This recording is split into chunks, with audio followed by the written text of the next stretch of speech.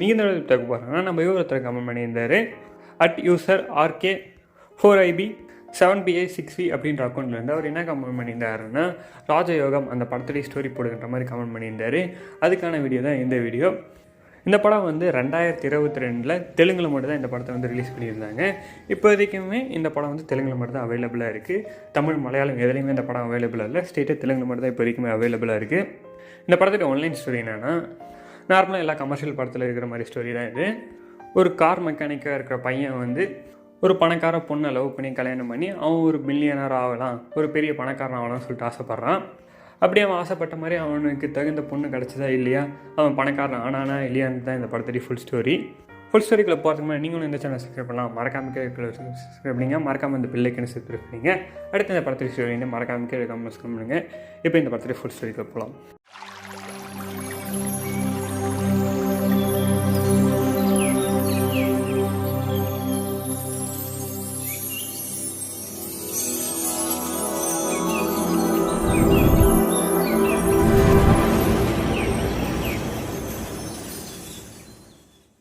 இந்த படத்துடைய ஆரம்ப சீன்லேயே ராதா அப்படின்ற ரவுடியை வந்து ஒரு காரை பிளான் பண்ணி ஷூட் பண்ணுறாரு. ஷூட் பண்ணிட்டோடனே அந்த காரில் இருக்கிறவங்கெல்லாம் இறங்கி வந்து பார்க்குறாங்க என்னாச்சுன்னு. பார்க்கும்போது அவங்களையும் வந்து ஷூட் பண்ணி சாவடிச்சிடறாரு. அவங்க இறந்ததுக்கப்புறமா அவங்க கிட்டே இருக்கிற திங்ஸ் எடுக்க சொல்லி அவராக கூட வேலை செய்கிற கரண் ஜோஹர் அப்படின்ற 2 பேர் அனுப்பிச்சி விடுறாரு. அவங்க போய் அவங்கள செக் பண்ணி பார்க்கும்போது அவங்கக்கிட்ட வந்து 2 டைமண்ட் வந்து இருக்குது. ரொம்ப ஏன்ஷியண்டான டைமண்ட் வந்து.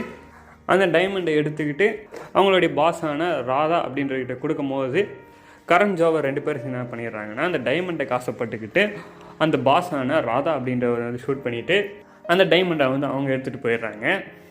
இன்னொரு சைடில் இந்த படத்தில் ஹீரோ வந்து ஒரு கார் மெக்கானிக்காக வந்து இருக்கார். அவருக்கு என்ன ஆசைன்னா எப்படியாவது ஒரு பணக்கார பொண்ணை கல்யாணம் பண்ணிக்கிட்டு நம்மளும் பணக்காரன் ஆகணும் அப்படின்னு சொல்லிட்டு ரொம்ப வருஷமாக ஆசைப்பட்டுக்கிட்டே இருக்கார். இதுக்காக என்ன பண்ணுறாருன்னா அவர் வேலை செய்கிற அந்த ஷெட்டில் லக்ஸரியஸான கார் யாராவது ரிப்பேருக்கு கொடுத்தாங்கன்னா அந்த காரை எடுத்துக்கிட்டு யாரும் பணக்கார பொண்ணாக பார்த்து லவ் பண்ணுறது வந்து ட்ரை பண்ணிகிட்ருக்காரு. ஆனால் இப்போ வரைக்குமே அவருக்கு ஏற்ற மாதிரி எந்த பொண்ணும் கிடைக்கல. அவர் தேடுற மாதிரி பணக்கார பொண்ணு. அவர் இந்த மாதிரி பொண்ணு தேடியே சுற்றிக்கிட்டே இருக்கார். இன்னொரு சைடில் கரண் ஜோஹர் 2 பேரும் என்ன பண்ணுறாங்கன்னா அவங்க வச்சுருக்கிற அந்த டைமண்டை டேனியல் அப்படின்ற ஒருத்தர்கிட்ட வந்து விற்கிறாங்க. கிட்டத்தட்ட ஒரு 50 கோடிக்கு அந்த டைமண்ட் வந்து விற்றுட்டு போகிறாங்க. அவங்க என்ன பிளான் பண்ணியிருப்பாங்கன்னா இந்த காசை வச்சு நம்ம துபாய் போய் செட்டில் ஆகலாம்னு சொல்லிட்டு பிளான் பண்ணியிருப்பாங்க. இன்னொரு சைடில் ரிஷி என்ன பண்ணுறாருன்னா அவருடைய கார் ஷெட்டில் வந்து இருக்கார். அப்போ அந்த கார் ஷெட்டுடைய ஓனர் வந்து வராரு. வந்தவொடனே ரிஷியை வந்து திட்ட ஆரம்பிச்சிடுறாரு. எங்கே நீ ஒரு ஒர்க்கர்ன்றதையும் மறந்துட்டு வேலை பார்த்துட்டு இருக்கியா? இங்கே இருக்கிறவங்க எல்லாருக்குமே வந்து யூனிஃபார்ம் இருக்குது, நீ மட்டும் ஏன் யூனிஃபார்ம் போட்டு வர மாட்டேங்கிற? நீ என்ன கனவு காண்டுட்டு இருக்கியா? நீ எப்படி பணக்காரன் ஆகிடுவேன்னு சொல்லிட்டு நீ எப்போவுமே பணக்காரன் ஆகவே மாட்டேன். ஒர்க்கர்னால் எப்படி தெரியுமா இருக்கணும் நீங்கள் வேலை செய்கிறவங்க அப்படின்னு சொல்லிட்டு கிரீஸெல்லாம் எடுத்து அவர் மேலே பூசி விட்டுறாரு. பூசிட்டு இந்த மாதிரி தான் ஒர்க்கர்னால் இருக்கணும் அப்படின்னு சொல்லிட்டுலாம் சொல்கிறாரு. இதெல்லாம் கேட்டு ரிஷி கொஞ்சம் டென்ஷன் ஆகி ரிஷி வந்து ஷெட்டை விட்டு வெளியே வந்துடுறாரு. இவர் போனவொடனே அந்த ஷெட்டுடைய ஓனர் வந்து அந்த ஷெட்டில் வேலை பார்க்குற இன்னொருத்தர்கிட்ட இந்த காரத்தை போய் டெலிவரி பண்ணிட்டுவான்னு சொல்லிட்டு ஒருத்தர் அனுப்பிச்சி வர்றாரு. அவரை டெலிவரி பண்ணுறது வந்து போயிட்டுருக்காரு. அவர் போகிற வேலை என்ன ஆகுதுன்னா ட்ரம்ப்பு ஜம்ப்பு அப்படின்னு சொல்லிட்டு 2 பேர் வந்து ராங் ரூட்டில் வந்து அந்த காரை வந்து இடிச்சிடுறாங்க. இடிச்சதுக்கப்புறம் இந்த ஷெட்டோடைய ஒர்க்கரை வந்து ஏன் இந்த மாதிரிலாம் வரீங்க, தப்பாக வரீங்களே, இது சரியாக இருக்கா அப்படின்னு சொல்லிட்டு கேட்குறாரு. அதுக்கு அவரையும் போட்டு பயங்கரமாக அடிச்சிடுறாங்க. இவர் அடி வாங்கிட்ட பிறகு இவருக்கு வந்து கால் பண்ணுறாரு. ரிஷிக்கு கால் பண்ணி நீ உடனே வா இங்கே அப்படின்னு சொல்லிட்டு கூப்பிட்றாரு. ரிஷி வந்தோடனே நான் சொல்கிறேன் ரிஷிக்கிட்ட இந்த கார் எடுத்துகிட்டு போய் இந்த ஹோட்டலில் நீ டெலிவரி பண்ணிவிடு. என்னால் இந்த கண்டிஷனில் அந்த ஹோட்டலுக்கு போய் டெலிவரியெல்லாம் பண்ண முடியாது. நம்ம முதல்ல ஹாஸ்பிட்டலுக்கு போனோம். இதுக்குள்ளே ஒரு சூட் கேஸ் இருக்கும். இந்த ரூம் நம்பரில் சூட் கேஸ் வச்சு லாக் பண்ணிவிட்டு அந்த காரோடைய சாவியை அங்கேயே வச்சுட்டு நீ வந்துடு அப்படின்ற மாதிரி சொல்கிறாரு. நம்ம ஓனரும் 4 நாளைக்கு இருக்க மாட்டார் ஊரில், வேறு ஆளையும் அரேஞ்ச் பண்ண முடியாது இப்போதைக்கு, நான் தான் ஒன்றை கூப்பிட்றேன், நீ போய் வச்சுட்டு வா அப்படின்ற மாதிரி சொல்கிறாரு. ரிஷியும் அவங்க ஃப்ரெண்டு சொன்னதுனால நானும் போய் வைக்கிறேன் அப்படின்னு சொல்லிட்டு அந்த ஸ்டார் ஹோட்டலுக்கு வந்து போகிறாரு. அவர் ஓட்டணும் போது ஒரு லக்ஸரியான BMW கார் தான் அது. அந்த ஹோட்டலுக்குள்ளே போய் அந்த ஹோட்டலு அப்புறம் அந்த ரூமெல்லாம் பார்த்தோன்னே ரொம்ப ஆசை வந்துடுது. நம்மளும் எப்போ தான் இந்த மாதிரி லக்ஸரியஸாக வாழ போகிறோம் தெரியலையே அப்படின்ட்டு சொல்லி யோசிச்சுக்கிட்டே இருக்கார். அப்போ தான் அவருக்கு ஞாபகமே வருது நம்ம ஓனர் 4 நாள் ஊரில் இருக்க மாட்டார். அது மட்டும் இல்லாமல் இந்த ரூம் ஓனரும் வரதுக்கு 4 நாள் ஆகும் தானே சொன்னாங்க. நம்ம வேணால் ஒரு 4 நாளைக்கு இங்கே இருந்து எவ்வளோ முடியுதோ நம்ம என்ஜாய் பண்ணிக்கலாம்னு சொல்லிட்டு அந்த ரூமில் அவர் அப்படியே தங்கிக்கிறாரு. அவருக்கு தேவையான ட்ரிங்க்ஸு சாப்பாடு எல்லாமே அங்கேயே சாப்பிட்டு இது எல்லாமே ரூம் பில் எழுதிங்கன்ற மாதிரி வந்து சொல்லிடுறாரு. அப்படியே ரொம்ப ஜாலியாக ஒரு ஆசைப்பட்ட மாதிரி லக்ஸரியஸாக வாழ்ந்துக்கிட்டு இருக்காரு. அடுத்த என்ன ஆகுதுன்னா அன்றைக்கி நைட்டை வந்து இவர் அந்த ஹோட்டல்லே சாப்பிட்லான்னு சொல்லிட்டு சாப்பிட்றதுக்காக வெயிட் பண்ணிகிட்ருக்காரு. அப்போ ஸ்ரீ அப்படின்றவங்க வந்து வராங்க. அங்கே அவங்கள பார்த்தவொடனே இவருக்கு வந்து தெரியுது இவங்க ரொம்ப பணக்காரங்க, இவங்களை எப்படியாவது நம்ம லவ் பண்ணி மறைச்சு பண்ணிக்கிட்டேன், நம்மளும் பணக்காரங்கன்னா சொல்லிட்டு இவருக்கு தெரியுது. அவங்களும் அதுக்கேற்ற மாதிரி இவர் பக்கத்தில் வந்து உக்காந்துக்கிறாங்க. அதுக்கப்புறம் அவங்க ஃபோனில் பேசிகிட்டே இருக்காங்க. பேசிக்கிட்டே இருக்கும்போது என்ன ஆகுதுன்னா, அவங்க பேசிக்கிட்டே இருக்கும்போது அவங்க ட்ரெஸ்ஸோட ஜிப்பு வந்து அப்படியே லூஸ் ஆகிடுது. இதை பார்த்துட்டு ரிஷி தான் வந்து நான் உங்களுக்கு ஹெல்ப் பண்ணுறேன் அப்படின்னு சொல்லிட்டு அந்த ஜிப்பை வந்து போட்டு வர்றாரு. ரிஷி வந்து சரி ஓகே அப்படியே அவர்கிட்ட கான்வர்சேஷன் டெவலப் பண்ணி அதில் லவ் பண்ண ஆரம்பிக்கலாம் சொல்லி ட்ரை பண்ணுறாரு. பட் ஆனால் அதுக்குள்ளே அவங்க வந்து எந்திரிச்சு போயிடுறாங்க. அதுக்கப்புறமா இவர் திருப்பி அடுத்த நாள் காலையில் சாப்பிட்றதுக்கு வரும்போது அவர் நேற்று நைட்டு பார்த்தா அதே ஸ்ரீ அப்படின்றவங்க கேக் வெட்டி அந்த ஹோட்டலில் பர்த்டே வந்து செலிப்ரேட் பண்ணிகிட்ருக்காங்க. அப்படியே இவரும் போய் அந்த பர்த்டே விஷயம்லாம் சொல்லிவிட்டு அவங்ககிட்ட பேச ஆரம்பிக்கிறாரு. உங்களுக்கு ஹாப்பி பர்த்டே தானே, நீங்கள் ஹாப்பியாக இருக்கீங்களான்ற மாதிரி ஒரு கேள்வி வந்து கேட்குறாரு. அதுக்கு அவங்களும் நான் ஹாப்பியாக தான் இருக்குன்ற மாதிரி வந்து சொல்கிறாங்க. அப்போ இவர் வந்து நான் சொல்கிறேன், நீங்கள் உண்மையாக ஹாப்பியாக இல்லை, நீங்கள் வேணால் என்ன கூட ஒரு மணி நேரம் வாங்க, உங்களுக்கு உண்மையான ஹாப்பினஸ்னால் என்னென்னு காமிக்கிறேன்னு சொல்லிட்டு அவங்கள கூப்பிட்டுக்கிட்டு வெளியே வந்து போகிறாரு. இவர் அவங்கள கூப்பிட்டுக்கிட்டு நிறைய இடத்த சுற்றி காமிச்சு ரொம்ப ஹாப்பியாக வச்சுக்கிறாரு. அவங்களும் ரொம்ப என்ஜாய் பண்ணுறாங்க இவராக கூட இருக்கிறதுனால. அதே நேரத்தில் அந்த கரண் ஜோவர் 2 பேருமே துபாய் போகிறதுக்கு பாஸ்போர்ட் ரெடி பண்ணுறதுக்கு அவருக்கு தெரிஞ்ச ஒரு ஆளுக்கிட்ட வந்து சொல்லியிருப்பாங்க. அது வரைக்கும் ரிஷி இருக்கிற அதே ஹோட்டல் தான் அவங்கள வந்து தங்கியிருப்பாங்க. இன்னொரு சைடில் என்ன ஆகுதுன்னா, அந்த ராதா அப்படின்ற பாஸ் வந்து இறந்து போயிருக்க மாட்டார். அவருடைய இன்னும் சில ஐடியாட்களெல்லாம் அவரை காப்பாற்றி அவர் உயிர் பழக்க வச்சுட்டு இருப்பாங்க. ஆனாலும் இப்போ அவருக்கு ஒரு பிரச்சனை இருக்கும். அவர் ரொம்ப டென்ஷன் ஆகினார்னா அவருக்கு வந்து கண்ணு தெரியாமல் போயிடும். இந்த மாதிரி ஒரு பிரச்சனையோடு அவர் வந்து உயிரை வந்து பழிச்சிடுறாரு. அவர் எப்படியாவது அந்த பசங்களை தேடி கண்டுபிடிச்சி அந்த டைமண்டை வந்து அவனுக்கிட்டேருந்து எடுக்கணும்னு சொல்லிட்டு ட்ரை பண்ணுறாரு. அதுக்காக அவங்க கிட்ட ஐடியாட்கள்கிட்டையும் அவனுக்கு எங்கெங்கே இருக்கானுங்க, அவங்க எங்கெங்கே போனான்னு சொல்லிட்டு எல்லா விஷயத்தையும் கேதர் பண்ணு அப்படின்ற மாதிரி சொல்லி வைக்கிறாரு. அதுக்கடுத்து தான் ரிஷியும் ஸ்ரீயும் வெளியெல்லாம் போயிட்டு வந்துட்டு பர்த்டேலாம் ஜாலியாக என்ஜாய் பண்ணிட்டு அன்றைக்கி நைட்டு 2 பேருமே அதே ஹோட்டலில் டின்னர் வந்து சாப்பிட்றதுக்காக வெயிட் பண்ணிகிட்டு இருக்காங்க. அப்போ 2 பேரும் பேசும்போது என்ன சொல்கிறாங்கன்னா, ஸ்ரீ வந்து ரிஷிக்கிட்ட எனக்கு தெரிஞ்சு நீ ஒரு பெரிய பணக்காரனாக இருப்ப, உனக்கு நிறைய எக்ஸ்போர்ட் கம்பெனிஸ் அப்புறம் நிறைய மார்க்கெட்டிங் பிஸ்னஸ் பண்ணுற மாதிரி தெரியுது உன்னை பார்த்தா அப்படின்ற மாதிரி அவங்க வந்து சொல்கிறாங்க. அப்போ இவர் என்ன சொல்கிறாருன்னா, எனக்கு தெரிஞ்சு நீயும் உங்கள் அப்பா வந்து ஒரு பெரிய பணக்காரனாக இருப்பார், ஆனால் உனக்கு இந்த மாதிரி பிஸ்னஸ்லாம் இன்ட்ரெஸ்ட் இல்லாமல் உனக்கு ட்ராவலிங் பிடிக்கிறதுனால இந்த மாதிரி ரூம் எடுத்து அங்கே இருக்கிற லைஃப் வந்து என்ஜாய் பண்ணிக்கிற மாதிரி தெரியுதுன்ற மாதிரி இவங்களும் வந்து சொல்கிறாரு அவங்கள பற்றி. அதுக்கு அவங்களும் ஆமாம் நீ சொல்கிறது கரெக்டு தான், நான் அந்த மாதிரி தான்ன்ற மாதிரி அவங்களும் வந்து சொல்கிறாங்க. அப்படியே 2 பேரும் பேசிவிட்டு ரூமுக்கு வந்து கிளம்புறாங்க. கிளம்பும்போது அப்படியே எங்கள் 2 பேருக்கு லவ் வந்ததுனால அப்படியே 2 பேரும் அப்படியே ஒன்றா இருக்காங்க ரிஷியோடைய ரூமில். அதுக்கப்புறம் ரிஷி தூங்கிட்ட பிறகு ரிஷி ரூம்லேருந்து எந்திரிச்சு அவங்க ரூமுக்கு வந்து எங்கள் கிளம்பி வந்து போகிறாங்க. அவங்க ரூமுக்கு போயிட்ட பிறகு தான் தெரியுது அவங்களுக்கு ஏற்கனவே மேரேஜ் ஆகிட்டுருக்குன்னு சொல்லிட்டு. அவங்களும் எப்படின்னா காசுப்பட்டு தான் ஒரு வயசான ஒரு பணக்காரனை வந்து மேரேஜ் பண்ணியிருப்பாங்க. அவரை அப்படியே ஏமாற்றிட்டு இவராக கூட வந்து அவங்க ஜாலியாக இருக்கிறாங்க. அவங்களும் பணக்காரங்களாம் இல்லை, ஏன்னா ஒரு பணக்கார பையனாக பார்த்து கல்யாணம் பண்ணிக்கிட்டு அந்த லக்ஸரிஸான லைஃப்பை அவங்களும் என்ஜாய் பண்ண நினச்சிட்டு இருக்காங்க. அவங்களும் திரும்ப அடுத்த நாள் என்ன ஆகுதுன்னா, அந்த ராதா அப்படின்றவர் கரண் ஜோஹர் இருக்கிற அந்த ஹோட்டலுக்கே வந்துடுறாரு. பாஸ்போர்ட் ரெடி பண்ணவரை பிடிச்சி கேட்டவொடனே அவர் வந்து இவங்க இருக்கிற இடத்துல சொல்லிகிட்டு இருப்பார். அதனால் அந்த கரண் ஜோஹர் 2 பேரும் தேடி இங்கே வந்திருப்பார். அப்படியே அவங்க ரூமையே கண்டுபிடிச்சி அந்த ரூமில் இவங்களெல்லாம் வச்சு மிரட்டுறாரு. அந்த டைமண்ட்ஸை நீங்கள் கொடுத்துருங்க, கொடுக்கலாம் உங்களை ஷூட் பண்ணுறேன்னு சொல்லிட்டு மிரட்டிகிட்டு இருக்காரு. அவர் இந்த மாதிரி சொல்லும் போது ரொம்ப டென்ஷன் ஆனவொடனே அவருக்கு வந்து கண்ணு தெரியாமல் போயிடுது. அவர் திரும்பி ரிலாக்ஸ் ஆகணும்னா கையில் ஒரு பால் வச்சுருப்பார், ஒரு ஸ்பாஞ்ச் பால். அது ப்ரெஸ் பண்ண கொஞ்சம் கொஞ்சமாக ரிலாக்ஸ் ஆனால் அவருக்கு கொஞ்சம் கண்ணு தெரிய ஆரம்பிச்சிடும். அப்படியே அந்த ஸ்பாஞ்ச் பால் ப்ரெஸ் பண்ணி கொஞ்சம் கொஞ்சமாக ரிலாக்ஸ் ஆகிட்டு இருக்காரு. இதை வந்து அந்த கரண் ஜோஹர் 2 பேருமே வந்து பார்க்குறாங்க. பார்த்துட்டு அந்த பாலை மட்டும் நம்ம எடுத்துட்டா நம்ம பாஸுக்கு வந்து கண்ணு தெரியாது, அவர் கண்ணு தெரியாமல் போனவொடனே நம்ம இங்கேருந்து தப்பிச்சு போயிடலான்னு சொல்லிட்டு அவர் டக்குன்னு ஏமாற்றிட்டு அந்த பாலை எடுத்துகிட்டு ஓடிடுறாங்க. இவங்க 2 பேருமே கரண் ஜோஹர் 2 பேருமே அவங்கள துரத்திக்கிட்டு இவங்க எல்லாருமே வந்து ஓடுறாங்க. அந்த நேரத்தில் ரிஷி அப்புறம் ஸ்ரீ ஹஸ்பண்ட் எல்லாருமே அந்த ரெஸ்டாரண்ட்டில் தான் வந்து வெயிட் பண்ணிகிட்ருக்காங்க. அதே ரெஸ்டாரண்ட்டில் ராதா அப்படின்றவர் வந்து உட்காந்து வெயிட் பண்ணி பார்க்குறாரு. அவங்க ஆளுங்க அந்த கரண் ஜோஹரை பிடிக்கிறாங்களே இல்லையான்னு வெயிட் பண்ணி பார்த்துட்டு இருக்காரு. அப்போ அந்த கரண் ஜோஹர் என்ன பண்ணியிருப்பாங்கன்னா, அந்த ஹோட்டலில் வேலை செய்கிற சர்வன் மாதிரி ட்ரெஸ் போட்டு தப்பிச்சுலாம் சொல்லிட்டு அந்த சர்வன் ட்ரெஸ் போட்டு வராங்க. ஆனாலும் பார்த்தா அந்த ராதா அப்படின்ற பாஸ் கண்டுபிடிச்சி திருப்பி அவங்கள எதுவுமே அந்த ரூமில் வச்சு விசாரிக்க ஆரம்பிக்கிறாரு. எங்கே அந்த டைமண்ட் யார்கிட்ட விற்றீங்க, எவ்வளோக்கு விற்றீங்கன்ற மாதிரி கேட்க ஆரம்பிக்கிறாரு. அதுக்கு அவங்க எல்லாருமே சொல்ல ஆரம்பிச்சிடுறாங்க. நாங்கள் வந்து 50 கோடிக்கு வந்து விற்றோம் அந்த டைமண்டை டேனியல் அப்படின்றவங்கிட்ட அப்படின்ற மாதிரி வந்து சொல்கிறாங்க. சொன்னவொடனே இவருக்கு வந்து பயங்கரமாக ஷாக் ஆகிடுது. டேனியல் கிட்டே ஏன் விற்ற அப்படின்னு சொல்லிட்டு. ஏன்னா டேனியல் அப்படின்றவர் ரொம்ப பெரிய ரவுடியாக வந்து இருப்பார். அது மட்டும் இல்லாமல் இவங்க விற்ற அமௌண்ட் வந்து ரொம்ப ரொம்ப கம்மி அந்த டைமண்டுக்கு. அந்த டைமண்டோடைய ஒரிஜினல் விலையை வந்து 10,000 கோடி.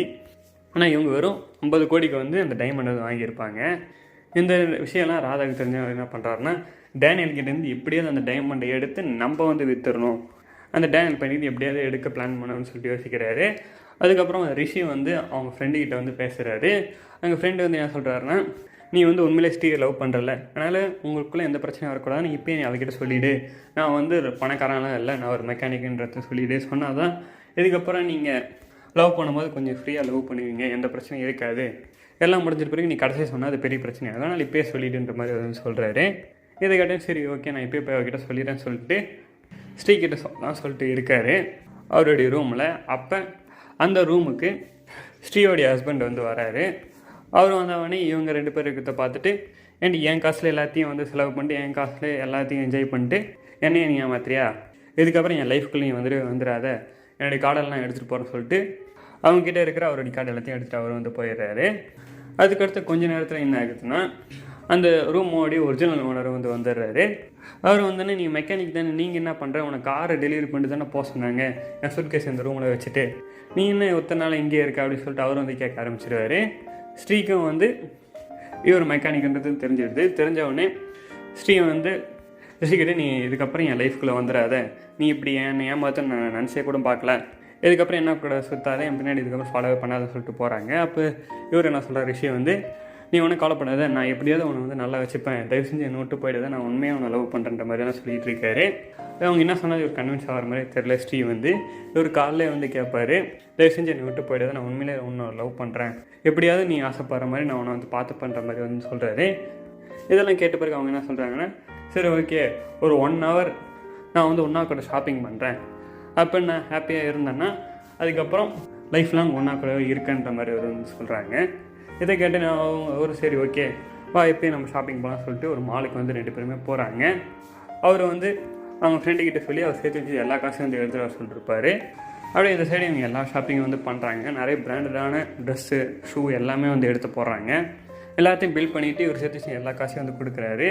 கடைசியாக பார்த்தா மிச்சம் வந்து ஒரு 5 ரூபா தான் இவருக்கு வந்து இருக்குது. கிட்டத்தட்ட 90,000 ரூபாய்க்கு மேலே வந்து ஒரு செலவு பண்ணியிருப்பார் இதுக்காக. இதெல்லாம் வாங்கிட்டு பிறகு அவங்க வந்து என்ன சொல்கிறாங்கன்னா, பாத்தியா நீ லைஃப் டைமில் சம்பாரித்த எல்லா காசையும் செலவு பண்ணிட்டு மிச்சம் இருக்க தூங்கிட்டு 5 ரூபா தான், இதுதான் நீ என்ன நினச்சாலும் நான் வாழ்கிற லைஃப்பை வந்து உன்னால் கொடுக்க முடியாது, இதுக்கப்புறம் நீ என் பின்னாடி வராத அப்படின்னு சொல்லிட்டு போயிடுறாங்க. அவங்கள கூப்பிட்டு போகிறதுக்கு அந்த ராதா அப்படின்றவர் தான் வராரு. அந்த ராதா அப்படின்றவர் ஸ்ரீ வந்து ஒரே நேரத்தில் 2 பேராக கூட பேச வந்து பார்த்துருப்பாரு. அப்போயே அவர் முடிவு பண்ணிருப்பாரு, இவள் வந்து காசுக்காக என்ன வேணாலும் பண்ணுவா, இவனை நம்மளா கூட வச்சுக்கலாம்னு சொல்லிட்டு அவர் நம்பரை வந்து கொடுத்து வச்சுருப்பாரு. அப்படியே ஸ்ரீ அப்படின்றவங்க ராதா அப்படின்றவங்கள கூட வந்து போயிடுறாங்க. அடுத்த ஸ்ரீயும் ராதாவும் சேர்ந்து என்ன பண்ணுறாங்கன்னா, அந்த டேனியல் இருக்கிற ஒரு ரிசார்ட்டுக்கு வந்து போகிறாங்க. அங்கே போய் டேனியல் பார்க்குற மாதிரி ஸ்ரீ வந்து ஃபோட்டோ ஷூட்லாம் பண்ணிகிட்டு இருக்காங்க. அதுக்கப்புறமா டேனியல் பார்க்குற மாதிரி நல்லா கிளாமராக ட்ரெஸ் பண்ணிக்கிட்டு அவர் முன்னாடியே போய் ட்ரிங்க்ஸ் எல்லாம் வாங்கி குடிச்சிட்ருக்காங்க. இதெல்லாம் பார்த்துட்டு டேனியல் வந்து ஸ்ரீகிட்ட வந்து பேசுகிறாரு. பேசிட்டு நீங்கள் நைட்டு வந்து என் ரூமுக்கு வா அப்படின்னு சொல்ல மாதிரி கூப்பிட்ருப்பாரு. அப்படியே ஸ்ரீ போய் ராதா அப்படின்றவங்கிட்ட வந்து சொல்கிறாங்க, இன்றைக்கி வந்து அவன் நைட்டு 9 மணிக்கு என்னை கூப்பிட்ருக்கான், நான் போயிட்டு எப்படியாவது அந்த டைமண்ட் வந்து நான் எடுத்துகிட்டு வந்துடுறேன் அப்படின்ற மாதிரி அவங்க வந்து சொல்கிறாங்க. அதுக்கப்புறமா அவங்க பேசிட்டு வரும்போது ரிஷி வந்து அவங்க பண்ணதெல்லாம் பார்த்துருப்பாரு. அதை பார்த்துட்டு அவர் வந்து என்ன சொல்கிறாருன்னா, ஸ்ரீ நீ பண்ணுறதெல்லாம் தப்பு, இந்த மாதிரி காசுக்காக எல்லாத்தையும் பண்ணிகிட்ருக்காது, அதெல்லாம் வேணாம், இதெல்லாம் உன்னை ஏமாற்றிடுவாங்க, இதெல்லாம் பண்ணாதுன்ற மாதிரி வந்து சொல்கிறாரு. ஆனால் அதெல்லாம் அவங்க கேட்காம, உன்னை தான் என் பின்னாடி வராங்கன்னு சொன்னேன், நீ எதுக்கு இப்போ வந்த, போப்போ என் முன்னாடி நிற்காது நீ போ அப்படின்ற மாதிரி வந்து சொல்லி அனுப்பிச்சிடுறாங்க.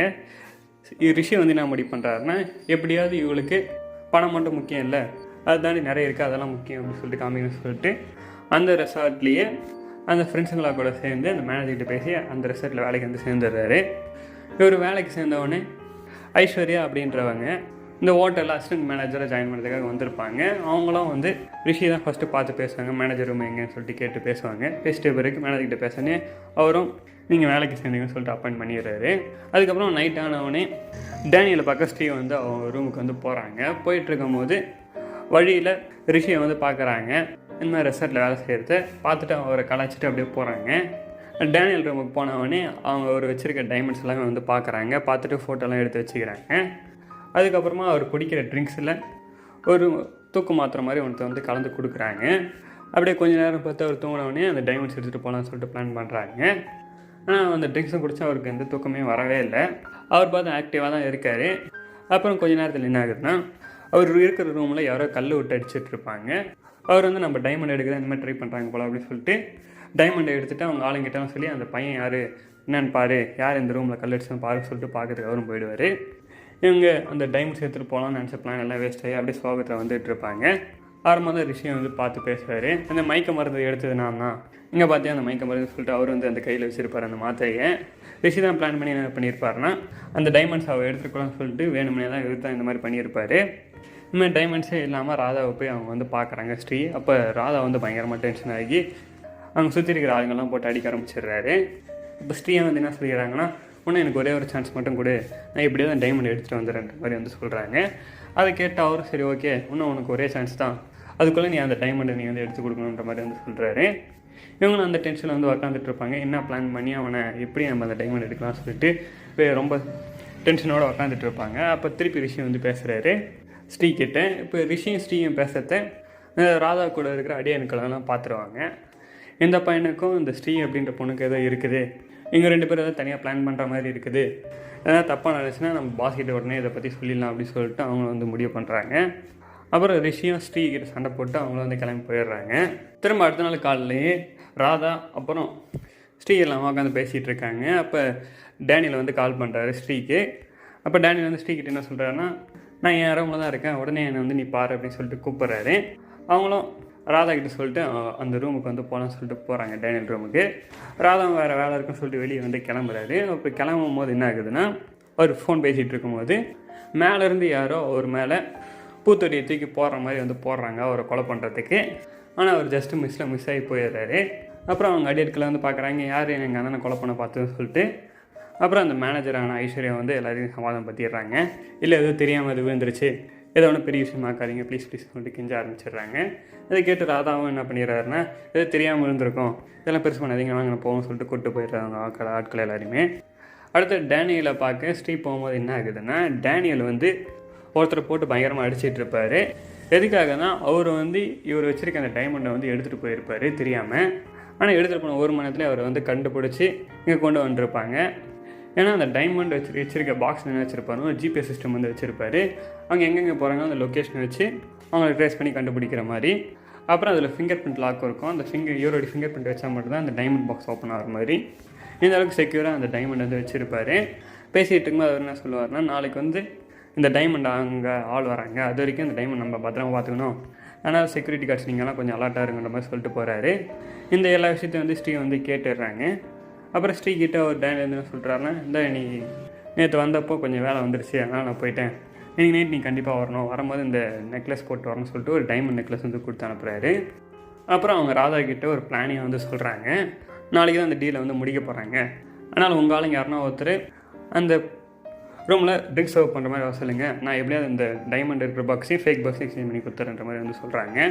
அவருக்கு அந்த பிளான் ஓகேன்னு சொல்லிடுறாரு ராதாவும். அதுக்கப்புறம் நீங்கள் நைட் ராதா வந்து அவர் ரூமில் இருக்கும்போது அவரை கொலை பண்ணுறதுக்கு வந்து ஒரு ஆள் வந்து வராங்க. பார்த்தா ராதா வந்து அவன் கொலை பண்ண வந்த ஆளை வந்து பிடிச்சிடுறாரு. அது யார் என்னன்னு தெரில, ஆனால் அவர் தலையில் வந்து ஹெல்மெட் போட்டிருக்கிறதுனால உடனே அங்கே ஆளுங்களை விட்டு என்னை கொலை பண்ண வந்தவன் யாருன்னு பாருன்னு சொல்லிட்டு அவங்க பார்க்க விடுறாரு. அதுக்குள்ளே அந்த ஆளை வந்து தப்பிச்சு ஓடிடுறாரு. பின்னாடி அவங்க ஆளுங்கள்லாம் போய் அவரை கொலை பண்ண வந்து பிடிச்சி பார்க்குறாங்க. பிடிச்சி பார்த்தா தான் தெரியுது அவரை கொலை பண்ண வந்தது ஆம்பளை இல்லை ஒரு பொம்பளை அப்படின்னு சொல்லிட்டு தெரிஞ்சவொடனே அவங்க எல்லாருமே சந்தேகம் பாருங்கன்னா, ஸ்ரீயாக தான் இருக்கும் கொலை பண்ண பார்த்தது, அவள் வந்து டைமண்ட் அடித்து அந்த 10,000 கோடி அவளே எடுத்துக்கலாம் பிளான் பண்ணுறப்பல என்னை கொண்டுட்டு அதுக்கு தான் அவள் என்னை கொலை பண்ண வந்தான்னு நினைக்கிறேன் அப்படின்னு சொல்லிட்டு அவங்க வந்து சந்தேகப்படுறாங்க. பார்த்தா ஸ்ரீ வந்து அங்கேயே தான் இருப்பாங்க ராதாவை கூட. அப்புறமா தான் புரியுது இது வேற ஆளுன்னு சொல்லிட்டு. அப்படியே அவங்க ஆளுங்களும் அவரை கொலை பண்ண அந்த அவருங்க தேடி போயிட்டே இருக்கிறாங்க ஓடி. அப்போ குறுக்கில் ரிஷி வந்து என்ன பண்ணுறாருன்னா, இந்த ராதாவை கொலை பண்ண அந்த பொண்ணை வந்து இவர் காப்பாற்றிடுறாரு. காப்பாற்றிட்ட பிறகு யார் இந்த பொண்ணுன்னு சொல்லிட்டு திறந்து பார்த்தா தான் தெரியுது அது ஐஸ்வர்யா இருக்குன்னு சொல்லிட்டு. உடனே அவர் வந்து கேட்க ஆரம்பிச்சாரு, எதுக்கு நீ இப்படியெல்லாம் பண்ணுற ஐஸ்வர்யான்ற மாதிரி கேட்குறாரு. அப்போ அவங்க வந்து என்ன சொல்கிறாங்கன்னா, எங்கள் குடும்பம் தான் அந்த பரம்பரையாக அந்த டைமண்டை வந்து சேர்த்து வச்சுட்டு இருந்தாங்க, அது வந்து ஒரு கோயிலோட இது, திரும்ப ஒரு கோயில் கட்டுறதுக்கு அந்த டைமண்டை வச்சு பூஜை போட்டால் நல்லாயிருக்கும்னு சொல்லிட்டு தான் எங்கள் அப்பாவும் எங்கள் அண்ணனும் இந்த காரில் அந்த டைமண்ட் எடுத்துகிட்டு போயிட்டு இருந்தாங்க. போகிற வழியில் தான் இந்த ராதா அப்படின்றவன் ஷூட் பண்ணி எங்கள் அண்ணனையும் சாவடிச்சு எங்கள் அப்பாவையும் சாவடிச்சு அந்த டைமண்ட் எடுத்துட்டான். இவன் இந்த மாதிரி பண்ணதுக்கு அவனை பழி வாங்கணும், அவனை கொலை பண்ணணும், அதுக்காக தான் இப்படியெல்லாம் பண்ணுறன்ற மாதிரி அவங்க வந்து சொல்லுவாங்க. இப்போ அவங்களே வந்து என்ன கேட்பாங்கன்னா, ரிஷி இதுக்காக எனக்கு ஹெல்ப் பண்ணுவேன்ற மாதிரி வந்து கேட்குறாங்க. அதுக்கு அவரும் வந்து ஓகே நான் ஹெல்ப் பண்ணுறேன், இதுக்கப்புறம் நீ இந்த மாதிரி தனி எதுவும் பண்ணாத சொல்லிட்டு சொல்கிறாரு. அவங்களும் சரி ஓகேன்ற மாதிரி சொல்லிடுறாங்க. அதுக்கப்புறமா அடுத்த நாள் டேனியல் வந்து அந்த டைமண்ட் வந்து ஃபாரினர்ஸ்க்கு வந்து விற்கிறதுக்கு வந்து பேசிக்கிட்டு இருக்காரு. அந்த ஃபாரினர்ஸ்க்கு தான் டைமண்டெல்லாம் காமிக்கிறாரு. அவங்களுக்கு ஓகே அப்படின்னு சொல்லிட்டு அந்த காசை வந்து ட்ரான்ஸ்ஃபர் பண்ணுறதுக்கு வந்துருக்காங்க 10,000 கோடியை. அப்போ அதே மாதிரி ராதா அவங்க ஆள் வந்து வராது ட்ரிங்க்ஸ் சர்வ் பண்ணுறதுக்கு. ட்ரிங்க்ஸ் சர்வ் பண்ணும்போது ஸ்ரீ வந்து அந்த பாக்ஸை வந்து மாற்றி கொடுத்துட்றாங்க. ஃபேக் பாக்ஸ் இங்கே வச்சுட்டு ஒரிஜினல் பாக்ஸை அந்த ராதா அவங்க ஆள்கிட்ட கொடுத்து அனுப்பிச்சிடுறாங்க. அதுக்கப்புறமா டேனியல் வந்து அந்த பாக்ஸ் ஓப்பன் பண்ணி பார்க்கும்போது அதில் டைமண்டே இருக்காது. உடனே அவங்க ஆளுங்களை விட்டு அந்த ஜிபிஎஸ் ட்ராக்கரை வச்சு டைமண்ட் பாக்ஸை தேடி கண்டுபிடிக்க சொல்லி ஆளாக அனுப்பிச்சி விட்றாரு. அவங்களும் அந்த ஜிபிஎஸ் ட்ராக் பண்ணி அப்படி போயிட்டே இருக்காங்க. அப்போ அந்த டைமண்ட் பாக்ஸை வந்து ரிஷி வந்து எடுத்துக்கிறாரு இந்த ராதாவுடைய ஆள்கிட்ட இருந்து. இதை வந்து ராதா கிட்ட போய் அந்த ராதாவுடைய ஆள் போய் சொல்லிடுறாரு. இது எல்லாமே ஸ்ரீயோடைய பிளான் தான். ஸ்ரீயோடைய பாய் ஃப்ரெண்டு தான் இந்த டைமண்ட் எடுத்துகிட்டு இந்த இடத்த விட்டு தப்பிச்சிட்டான்ற மாதிரி அவர் வந்து சொல்கிறாரு. உடனே ஸ்ரீயை வந்து அந்த ராதாலாம் சேர்ந்து கட்டி போட்டுடுறாங்க. அதுக்கப்புறமா அந்த ரிஷியை தேடி எல்லோரும் போயிட்டுருக்காங்க. அதுக்கப்புறம் கடைசி அந்த ரிஷி அந்த டைமண்ட் பாக்ஸ் எடுத்துக்கிறாரு. எடுத்துகிட்டு அவங்க ஃப்ரெண்ட்ஸை ஒரு தப்பிச்சு போகலான்னு சொல்லிட்டு இருக்காரு. அப்போ என்ன ஆகுதுன்னா ராதா வந்து ஒரு வீடியோ வந்து அனுப்புகிறாரு ரிஷிக்கு. அதில் ஸ்ரீயும் அவருடைய இடத்துல வந்து கட்டி போட்டு வச்சுக்கிறாரு. அதே மாதிரி ஐஸ்வர்யா அவங்களையும் வந்து கட்டி போட்டு வச்சிருக்கிறாரு. இவங்க 2 பேரும் உயிரோடு வேணா அந்த டைமண்ட் பாக்ஸ் எங்கிட்ட இருந்து கொடுன்ற மாதிரி கேட்குறாரு. இவரும் இந்த டைமண்ட் பாக்ஸ் எடுத்துக்கிட்டு அந்த ராதா சொன்ன இடத்துக்கு போய் பார்த்துட்டு அந்த டைமண்ட் பாக்ஸ் வந்து கொடுத்துட்டு அவங்க 2 பேரையும் கூப்பிட்டு வராரு. வரும்போது ராதா வந்து என்ன பண்ணுறாரு, அவங்க 3 பேரும் ஷூட் பண்ணி சாடிச்சலாம் சொல்லி ட்ரை பண்ணுறாரு. அவங்களா கூட இவர் சண்டை போட்டே இருக்கும்போது டேனியில் வந்து வந்துடுறாரு. அந்த ஜிபிஎஸ் பாக்ஸில் இருக்க ட்ராக்கரை வச்சு அப்படியே 2 கேங் வந்து மாற்றி மாற்றி ஷூட் பண்ணிக்க ஆரம்பிச்சிக்கிறாங்க. அப்போ அந்த ராதாவுடைய ஆள் ஒருத்தரை வந்து 50 கோடி காசு இருக்கிற ஒரு பேக்கை வந்து ராதா கிட்டே இருக்கும். அந்த பேக் எடுத்துகிட்டு நம்ம தப்பிச்சிடலாம் இந்த சண்டையிலேருந்து, நம்மளே இந்த காசை எடுத்துகிட்டு ஓடிலாம் சொல்லிட்டு அந்த பேக் எடுத்துகிட்டு போகிறாரு. அப்போ அவரையும் வந்து ஷூட் பண்ணி சாவடிச்சிடுறாங்க. கடைசியாக பார்த்தா அந்த ராதாவும் அந்த டேனியல் 2 பேரும் தான் மிச்சம் இருப்பாங்க. அப்போ 2 பேரும் ஒரு டீல் வந்து வச்சுக்கிறாங்க. உனக்கு வேணாம் எனக்கு வேணாம், இதுக்குள்ளே வந்து 2 டைமண்ட் இருக்குது, நீ ஒரு டைமண்ட் எடுத்துக்க நான் ஒரு டைமண்ட் எடுத்துக்கிறேன் அப்படின்ற மாதிரி வந்து முடிவு பண்ணுறாங்க. அப்படியே 2 பேரும் அந்த டைமண்ட் பாக்ஸ் திறந்து பார்த்தா உள்ள டைமண்டே இருக்காது. இது தெரிஞ்சவொடனே 2 பேரும் ஒருத்தரை மாற்றி ஒருத்தர் சுற்றி இறந்து போயிடுறாங்க. கடைசியாக அவங்க கேங்களுக்கு எல்லாருமே வந்து இறந்து போயிடுறாங்க. ஐஸ்வர்யாவுக்கும் ரொம்ப ஹாப்பி ஆகிடுது. அவங்க ஆசைப்பட்ட மாதிரி ராதா அப்படின்றவர் வந்து இறந்து போயிட்டார் சொல்லிட்டு. அப்புறம் இவங்களாம் அங்கே ஷெட்டில் ஒரு கார் வந்திருக்கும். அந்த கார் எடுத்துகிட்டு தப்பிச்சு போயிடுறாங்க. ஸ்ரீ, ஐஸ்வர்யா, அவங்க ஃப்ரெண்ட்ஸ் எல்லாருமே கிளம்பி போயிடுறாங்க. அப்புறம் கொஞ்சம் தூரம் அந்த கார் ஓட்டு பிறகு தான் தெரியுது அந்த காருக்குள்ளே ஏதோ பேக் இருக்குது. அந்த பேக்கில் ஒரு காசு இருக்கும்னு சொல்லிட்டு ஓப்பன் பண்ணி பார்த்தா அந்த பேக்கில் பார்த்தா 50 கோடி ரூபாய் காசு இருக்கும். காசை பார்த்தவொடனே ஸ்ரீயை வந்து ரிஷிக்கிட்ட வந்து பேச ஆரம்பிச்சிருவாங்க. நான் உன் லவ்வை புரிஞ்சிக்கல, இப்போ உங்கள் லவ்வை நான் புரிஞ்சுக்கிட்டேன், ஐ லவ் யூ அப்படின்னு சொல்லிட்டு திருப்பி வந்து ப்ரப்போஸ் பண்ணுறாங்க. அப்போ அவர் வந்து என்ன சொல்கிறாருன்னா, சரி ஓகே நீ லவ் பண்ணுறல, இந்த காசெல்லாம் கொடுத்துட்டு நீ நான் மட்டும் வேறு எதனா வேலை செஞ்சு சம்பாரிச்சிக்கலாம், வா நம்ம 2 பேரும் தனியாக போய் மேரேஜ் பண்ணிக்கலான்ற மாதிரி வந்து கூப்பிட்றாரு. அதுக்கு அவங்க என்ன சொல்லிடுறாங்கன்னா, இந்த காசு இல்லாமலாம் நான் ஒன்று லவ் பண்ணி இன்னும் அப்படி இருக்க மாட்டேன், ஹாப்பியாக என்னால் இருக்க முடியாது இந்த காசு இல்லாமன்ற மாதிரி அவங்க வந்து சொல்கிறாங்க. எதை கேட்டால் விஷயம் வந்து என்ன பண்ணிடுறாருன்னா, உனக்கு நான் முக்கியம் இல்லை, உனக்கு அந்த பணம் தான் முக்கியம், அந்த பணத்துக்காக தான் என்னை லவ் பண்ணுற சொல்லிட்டு சும்மா சொல்கிறேன், உனக்கு பணம் தானே வேணும், அந்த பணத்தை எடுத்து நீயே போ அப்படின்னு சொல்லி அனுப்பிச்சிடுறாரு. அவங்களும் சரி ஓகே இந்த 50 கோடி உங்களுக்கு வேணாமா, சரி ஓகே நானே எடுத்துக்கிறேன்னு சொல்லிட்டு அந்த 50 கோடி ரூபா பேக் எடுத்துகிட்டு அவங்க வந்து போயிடுறாங்க. ரிஷியும் என்ன எவ்வளோ சொன்னாலும் திறந்தவே மாட்டா போல அப்படின்னு சொல்லிட்டு விட்டுறாரு. அப்புறம் ரிஷி போய் ஐஸ்வர்யா கிட்ட வந்து பேசுகிறாரு. பேசும்போது என்ன பண்ணுறாருன்னா, அவர் கையில் இருந்த அந்த டைமண்ட் பாக்ஸை வந்து கொடுக்குறாரு. அவர் தான் அந்த டைமண்ட் பாக்ஸில் இருக்கிற டைமண்டை மாற்றிட்டு ஒரு கல்லை வந்து வச்சு கொடுத்துட்ருப்பாரு. அவர் வந்து அந்த ரெசார்ட்லேருந்து அந்த டைமண்ட் எடுத்துகிட்டு வரலான்னு இருக்கும்போது டேனியலோடைய ஆள் வந்து அவர் வந்து ஷூட் பண்ணியிருப்பார். ஷூட் பண்ணும்போது அந்த பாக்ஸை வந்து பட்டிருக்கும். அந்த பாக்ஸில் பட்டவொடனே அந்த பாக்ஸ் ஓப்பன் ஆகிட்ருக்கும். இவர் தான் அப்போ என்ன பண்ணியிருப்பாருன்னா, அந்த பாக்ஸுக்குள்ள டைமண்ட் இருக்கிறத எடுத்துகிட்டு கல்லை வச்சு கொடுத்துருப்பாரு வேணும்னு. இப்போ எல்லா பிரச்சனையும் முடிஞ்சவொடனே அந்த டைமண்டோடைய ஒரிஜினல் ஓனர் வந்து ஐஸ்வர்யா தான் அவங்ககிட்டே வந்து கொடுத்துறாரு. இதுதான் உங்கள் பரம்பரை ரொம்ப வருஷமாக சேர்த்து வச்சது, இந்த நீங்கள் வச்சுக்கோன்னு சொல்லிட்டு கொடுத்துட்றாரு. இதை பார்த்து ஐஸ்வர்யா வந்து என்ன பண்ணிடுறாங்கன்னா, இல்லை எனக்கு இதெல்லாம் வேணாம், நீ இருந்தால் மட்டும் போதும் அப்படின்னு சொல்லிட்டு அந்த டைமண்டை வந்து அவர்கிட்ட அவங்க வந்து கொடுத்துட்றாங்க. அப்படியே இவரும் அந்த டைமண்டை வச்சு அப்படியே பணக்காரனாயிரம். அப்படியே இந்த படம் முடியுது. அவ்வளோதான் இந்த படத்துடைய ஸ்டோரி.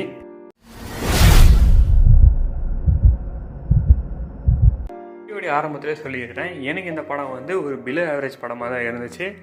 என்னதான் IMDbயில் 6 கொடுத்துருந்தாலும் எனக்கு இந்த படம் 6 அளவு கூட ஒர்த்தாக இருக்கிற மாதிரி தெரியல. மேபி இந்த படத்தை நிறைய பேர் பார்க்காதனால ரேட்டிங்ஸ் கம்மியாக கொடுத்துருந்தனால அந்த ரேட்டிங் வந்து அங்கே 6 இருக்குன்னு நினைக்கிறேன். பட் எனக்கு இந்த படம் IMDbயில் 6 அளவுக்கு ஒர்த்த மாதிரி தெரியல. பாசிட்டிவ்ஸ் பார்க்கும்போது கூட எனக்கு இந்த படத்தில் பெருசாக இந்த பாசிட்டிவ் சொல்ல முடியல. எனக்கு கொஞ்சம் பாசிட்டிவ் படுத்துனேன்னா இந்த படத்துடைய பேக்ரவுண்ட் ஸ்கோரு ஓரளவுக்கு நல்லாவே பண்ணியிருந்தாங்க. அப்புறம் ப்ரொடக்ஷன் ரொம்ப நல்லாவே பண்ணியிருந்தாங்க. ஏதாவது ஒரு சின்ன பட்ஜெட் படம் மாதிரி தெரிஞ்சிருந்தாலும் பெருசாக செட் ஒர்க்குக்கெல்லாம் செலவு பண்ணாமல் விடாமல் ஓரளவுக்கு நல்லாவே ஸ்பெண்ட் பண்ணி ஓரளவுக்கு பார்க்குறதுக்கு நல்லா இருக்க மாதிரி தான் பண்ணியிருந்தாங்க. கேமரா ஒர்க்கும் நல்லாவே இருந்துச்சு. இன்னொரு பாசிட்டிவ் எனக்கு பட்டது என்னென்னா, இந்த படத்துக்கு வந்து A-ரேட் தான் கொடுத்துருக்காங்க. பட் ரொம்ப செக்ஷுவலாக எந்த கண்டென்ட்டுமே இந்த படத்தில் அந்தளவுக்கெல்லாம் இல்லை. நிறைய இந்த A-ரேட் ரிலாக்ஸ் பேசுகிறது அந்த மாதிரி கூட பெருசாக எதுவுமே இல்லை. அதுவும் இந்த படத்துக்கு ஒரு பாசிட்டிவாக தான் எனக்கு பட்டுச்சு. நெகட்டிவ்ஸ் பார்க்கும்போது இந்த படத்தில் நிறைய நெகட்டிவ்ஸ் வந்து இருக்குது. ஃபஸ்ட்டு இந்த படத்துலேயே கோர் கதை இருக்கிறதுல ரொம்ப பழைய கதை இது. ஒரு சாதாரண பையன் எப்படி ஒரு பணக்காரன் ஆகிறான் அப்படின்றது, அதுவும் ஒரு பணக்கார பொண்ணை லவ் பண்ணி ஒரு பணக்காரன் ஆகணும் பார்க்குறதெல்லாம் ரொம்ப பழைய கதை இது. அந்த கதையை இவங்க திருப்பி எடுக்கும் போதே இந்த படத்தோட என்கேஜ்மெண்ட்ன்றது ரொம்ப குறைஞ்சிருச்சு தான். அதை தாண்டி இந்த படத்தை இன்ட்ரெஸ்ட் பண்ணுறது நிறைய விஷயங்கள் வந்து ட்ரை பண்ணியிருக்காங்க. அந்த விஷயங்கள் பெருசாக எனக்கு வந்து ஒர்க் ஆகலை. அடுத்த நெகட்டிவ் என்னென்னா, இந்த படத்தில் காமெடி சீன்ஸ் சொல்லிட்டு ஒர்க் அவுட் பண்ணியிருக்காங்க. எந்த இடத்துலையுமே ஒரு பெரிய லாஃப்டர் மூமெண்ட் இல்லைனா கூட ஒரு சின்ன ஸ்மைல் மூமெண்ட் கூட இந்த படத்தில் இல்லை. பட் காமெடிக்காக நிறைய இடத்துல நிறைய விஷயங்கள் ட்ரை பண்ணியிருக்காங்க. பட் எந்த இடத்துலையுமே எனக்கு பர்சனலாக அந்த காமெடி எதுவுமே ஒர்க் ஆகலை. அதே நேரத்தில் எமோஷன்ஸும் பார்க்கும்போதும் ஃபஸ்ட்டு ஹீரோ வந்து ஒரு பொண்ணை வந்து லவ் பண்ணுவார். அந்த லவ்வே பெருசாக இம்ப்ரெஸ் பண்ணுற மாதிரி இல்லை. எது பார்த்தாலும் சொல்லிட்டு செகண்ட் ஹாஃபில் வாலண்டரி ஒரு லவ் எடுத்து தெரிஞ்ச மாதிரி இருந்துச்சு. அந்த செகண்ட் ஹீரோனுக்கும் ஹீரோக்கும் இருக்க கெமிஸ்ட்ரி பெருசாக ஒர்க்கே ஆன மாதிரி தெரியல. அவங்க 2 பேருக்குள்ளே அந்த லவ் பாண்டும் வந்த மாதிரியும் தெரியல. ஃபஸ்ட்டு இருந்த லவ்வருக்கு கூட ஏதோ சின்ன ஒரு கெமிஸ்ட்ரி கனெக்ட் இருந்த மாதிரி இருந்துச்சு ஹீரோ கூட. பட் ஆனால் செகண்ட் ஹீரோயினா கூட ஹீரோ லவ் பண்ணும்போது நம்மளுக்கு எந்த பெருசாக எந்த எமோஷன் கனெக்டோ ஒரு ரொமான்டிக் கனெக்டோ எதுவுமே வந்த மாதிரியே தெரியல. ஏதோ படம் முடிய போகுது, ஹீரோ சிங்கிளாக இருக்கக்கூடாது, ஹீரோவுக்கு வந்து ஒரு ஹீரோயின் தேவை அப்படின்னு சொல்லிட்டு வாலண்டரி ஒரு லவ் சப்ஜெக்டை வச்சு அவருக்கு சிங்கிளாக கமிட்டட் ஆகிட்டார் அப்படின்னு சொல்லிட்டு காமிச்சு முடிக்கிற மாதிரி தான் இருந்துச்சு எனக்கு. மற்றபடி இந்த படத்தில் சொல்கிறதுக்கு எனக்கு பெருசாக எதுவும் இல்லை. ஓவராலாக எனக்கு ரொம்ப பிலோ ஆவரேஜ் படமாக தான் எனக்கு இருந்துச்சு. இந்த படத்துக்கு என்னுடைய ரேட்டிங் எவ்வளோன்னு பார்த்தீங்கன்னா 10க்கு 4.5. அவ்வளோதான். இந்த வீடியோ என்ன பிடிச்சி லைக் பண்ணுங்கள், மறக்காமல் சேனல் சப்ஸ்கிரைப் பண்ணுங்கள். அடுத்த இந்த படத்தை மறக்காமல் கமெண்ட்ஸ் பண்ணுங்கள். தேங்க்யூ.